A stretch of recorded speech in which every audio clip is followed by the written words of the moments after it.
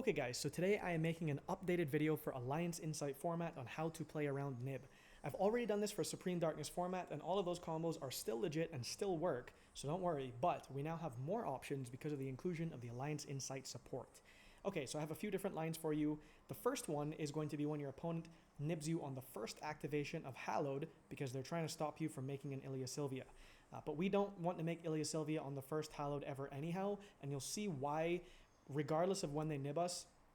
It actually, post-Alliance Insight, makes our board genuinely better because we can use our Vengeance card to pop their nib and then be able to special summon a Synchro monster from the extra deck. So I'll show you a few different replays and some variations of this, but they all start the same way. So we have LZ and a blank just for simplicity's sake, and we will begin with the basic Diabell ladder. So we pitch the blank to summon LZ and search for our Sylvie, which will give us our Tails, so that we have a free discard off of our Ciela that will reset itself and give us Azamina LZ. We'll activate Tails now because we always want to activate Tails and have it engraved before we get Diabell because the Tails is usually the thing we want to have in hand because that's a free send and then follow up afterwards. Now, another important concept to keep in mind here is that playing around Nib isn't just about following a combo line. It's the concept that Diabell's the White Witch and Vengeance are the absolute final cards to hit the board. You never want to summon these cards before you have any protection on your field. So in a way, playing around Nib is recognizing that this card needs to resolve and stay on field. So we'll be keeping this in hand for later. Now we use Azamina LZ's effect in hand to special summon herself. And now we can go into Diabell. So Azamina LZ Chainlink 1, Diabell Chainlink 2. So we'll add back the Tails and Azamina LZ will search for our Deception. In this combo, I will be special summoning Sylvie from the grave by shuffling back our Ciela. You don't always want to do this.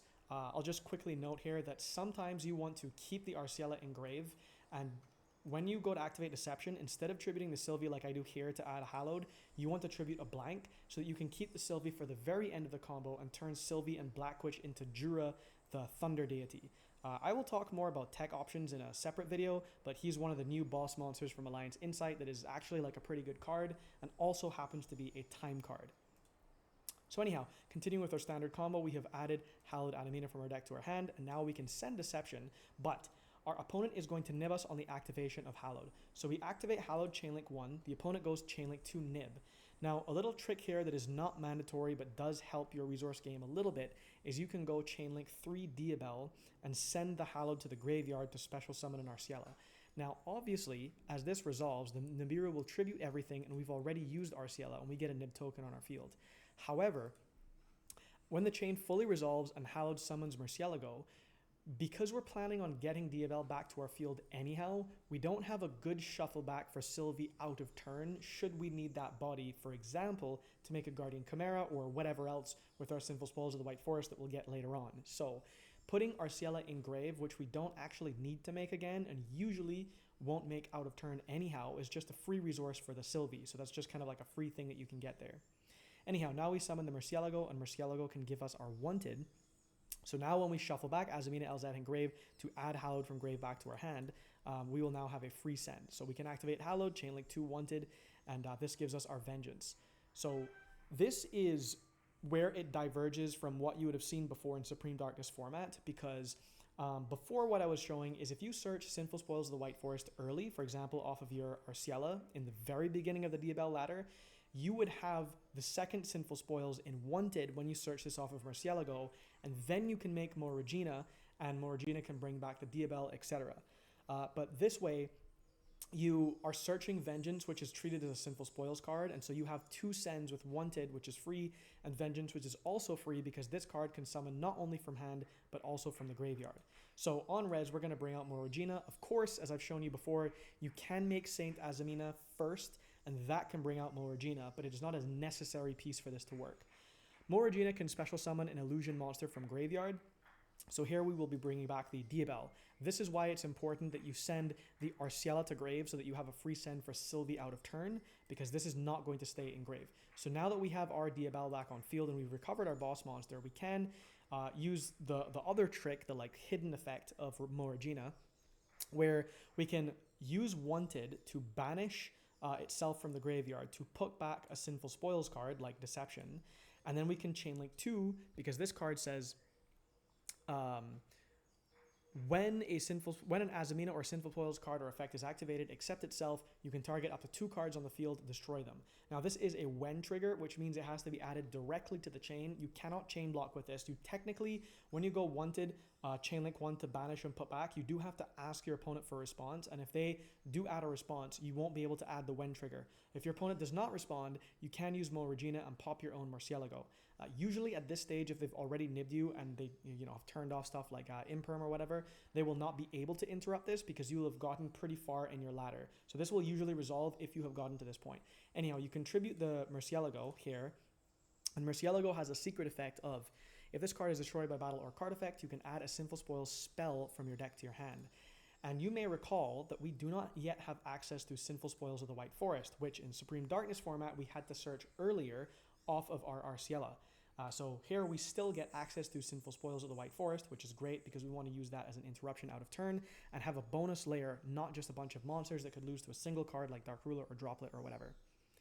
So now we can Diabells, pitch the Sinful Spoils of the White Forest, which of course is free, Chainlink 1 Diabells, Chainlink 2 Sinful Spoils of the White Forest to reset itself, and here we dump Curse of Diabell, which of course gives us Filia Diabell. And we didn't actually need to search the Filius Diabell because we already had the Vengeance engraved from earlier, but we do need a trap set up engraved, and so the Diabells dumping a trap is still very important because there's no other way we can get Vengeance on the field. Now you'll note that I banished the Filia from hand to summon Vengeance. Obviously this doesn't matter. Filius no longer has a search target, but you would still keep it in hand as just like a bonus discard if you ever needed it later on. But of course normally you would want to banish some like useless spell from your grave, like Book of Eclipse or Foolish Burial Goods that's been used or whatever else it happens to be. So that's basically like what you're supposed to achieve. This is what you're looking for, and when you have Vengeance on board, because they still control a card, you can now use Vengeance's effect, well, after you boost your monsters by 500, because Filius was banished, you can use Vengeance's effect to pop the Nib. This is why you did not pop Nib with the Regina, by the way, because Regina can pop up to 2 cards, but we only popped our Murcielago because the Vengeance needed to pop their Nibiru to be able to special summon from deck. And now we can special summon the Mystic Mystery, and we can turn that and Mo Regina into Snake Eyes Execute Dragon. And so now because the opponent nibbed us, we actually have a better board because we could extend into the Execute Dragon and we get back our Diabell here. The main difference with being nibbed and not being nibbed is that we would have Ilia Sylvia on field, and so we are foregoing Ilia Sylvia and instead getting access to Snake Eyes Execute Dragon. There are lines where you can still make Ilia Sylvia, but then you can't Mo Regina bring back the Diabell typically. Okay, so that's the first timing, the most basic timing, so when they nib you on the first Hallowed.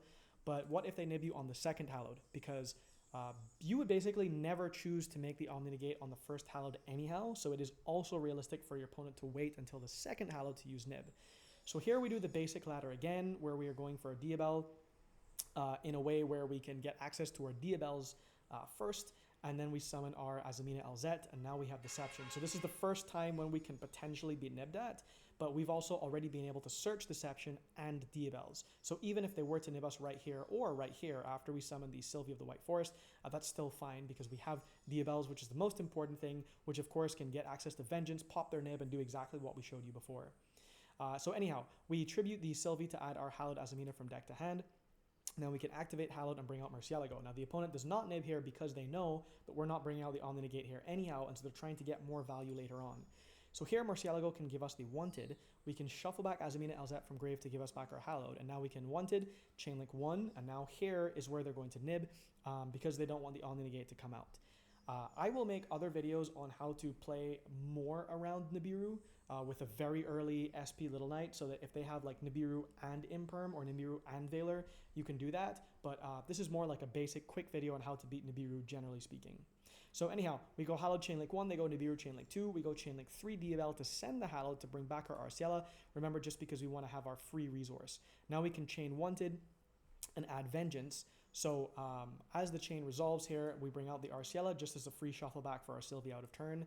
The opponent nibs us, we get a token, and now the Hallowed resolves, and we can send the Vengeance that we've added off of the Wanted in the chain and the Wanted to get a super extra free Mo Regina. So now Mo Regina can bring back the Diabell because this is the card that we're choosing to prioritize bringing this card back rather than ending on Ilia Sylvia, and that's why the Regina is important.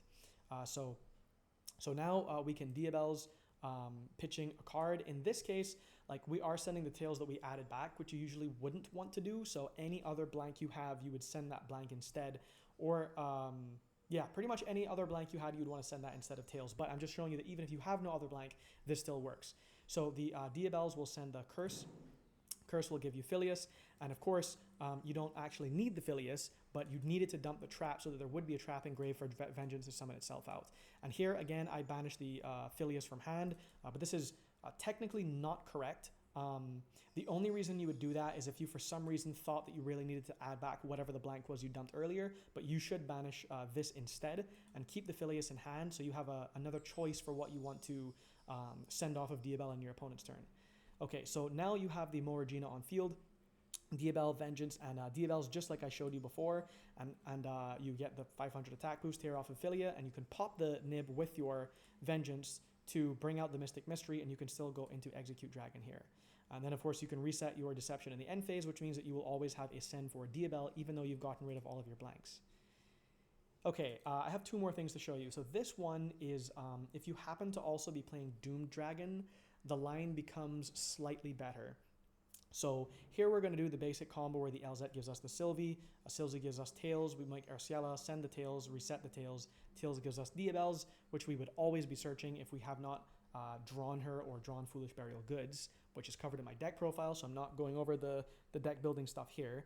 And again, we bring out the Sylvie so that we have a free tribute. Because we are not planning on using her as a body to make Jura in this line, because we're not making Jura right now. And so instead of tributing a blank, we tribute that Sylvie. Anyhow, so the first Hallowed gives us the Murcielago. The opponent is waiting to nib us later to hopefully get more value. So this is the second Hallowed. The opponent nibs us. We chain link with Diabel to send the Hallowed because we want to get that Arciela engraved for free again. Remember, it's not mandatory, but it can come up. So now, when we wanted, we're going to be searching for Vengeance. So we have two Sinful Spoils cards because Vengeance is always a Sinful Spoils card. So now their nib comes out. We have a token. We bring out Moragina. This gives us back our boss monster in Diabel. Now we pitch our blank. Of course, we're only pitching that because we don't have another blank in hand because this is a test hand. And the Diabels can now dump the Curse, and Curse can give us the Filius. Of course, Vengeance is already engraved, and I'm banishing the Curse and the Filius, but of course, you would always banish whatever blank you discarded instead, just because Filius is a free discard from hand later on. Okay, so now we can use Moragina to pop our own token, because our board is going to be too full to play if we don't clear our own token. So when we go Wanted effect, or sorry, Vengeance effect, to special summon from grave, because this is a Sinful Spoils card, and Moragina says when an Azamina or Sinful Spoils card or effect is activated, quick effect, you can target up to 2 cards in the field, destroy them. So we're going to pop our own nib token, but not their nib, because we want our Vengeance to do that. So we're going to clear our field here to bring back the Vengeance. Here the Filius can give us a 500 attack boost, which again only happens if you banish the Filius, but you don't need to do that. I should also mention that I actually prefer not to banish Filius to get the boost, because I don't want to have a weird game state where I lose to like a Typhon. Like for example, maybe they're like Typhon and clear my back row or something, and I'm just sitting on hand traps and it's like a very weird game state. So I would rather have my monsters be able to use their effects under Typhon. So not only would you not want to get rid of a free resource from your hand, but you don't want to play into Typhon because a lot of people are on Typhon. Okay, so now the Vengeance can pop the nib, and because we pop the card they control, we can bring out Mystic Mystery. Now, unlike in the previous combo, we will actually be using Mystic Mystery's effect to place 2 Right Forest monsters in our spell and trap zone. Now, you usually don't want to do this, because in your opponent's turn, the LZ needs to be in the graveyard to add itself back from grave to hand, and the Sylvie also needs to be in graveyard to special summon itself out from the graveyard. And remember, we also went to the trouble of dumping our Arciela for free so that we would have a free shuffle back for our Sylvie, regardless of whether or not Diabel was on the field or in grave. So this is a very important part of our resource loop, and we would never just do this for no reason, just to have stuff to send off of Diabel when we already have free sends. We're only doing this because we can summon Doom Dragon by sending 2 face-up monster cards in our spell and trap zone to the graveyard.